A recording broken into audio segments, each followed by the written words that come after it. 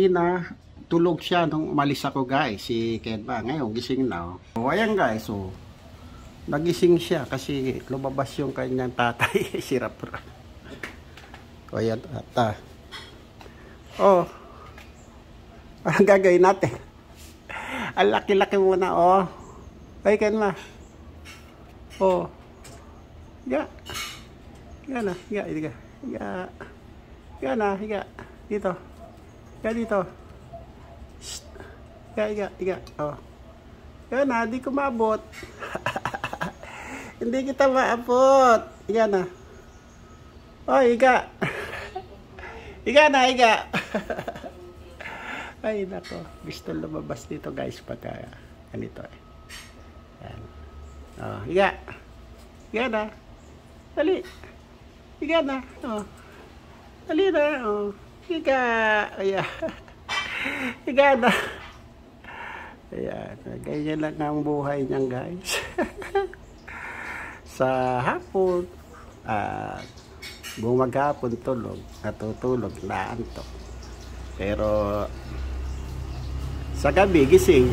Kita nyo naman, pagka nagna-live ako, talaga kang iyak. Ano? Higa na. Ayos. Ayusin mo yung paghiga mo.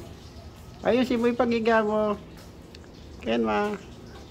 Kenma. Ano na? Ayos. Ayusin mo. Ay guys. Oh, talaga si Kenma. Oh. Grabe yung mukha ni Kenma guys. Oh. Oh, ay, may buta. Oh. Ay Kenma. Mabait pa si Kenma eh. Mapagbigay. Yun. Kailan. At ganyan na talaga buhay. Kasi guys, nasanay na mag-isa to sa amin na walang kasama. Kaya ganyan yung behavioral niya. So, natutulog siya doon sa kwarto. Yan. At walang nakikita mga tao. So, nung inilabas namin, yan. Kaya na siya. Parang naninibago. Since na nagawa itong cage namin. Eh, kita nyo. O yan o. Isip na o. At dito. Dali. Dito, dito o. Dali. Buksan mo na o. Dali. Dito, dito. Dali, dali. O.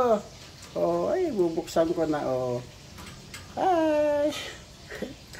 Wag at baka makawala guys. Marami kaming ginagawa ngayon. So, ayan na si Kenma bu. Gusto lumabas niyan guys eh. At hindi pwede kasi nag-iihaw doon sa likod, mausok. Diyan ka na lang. Oo. Ayan, para na naman sinabunutan yung buhok mo. Nakatayo-tayo na. Oo.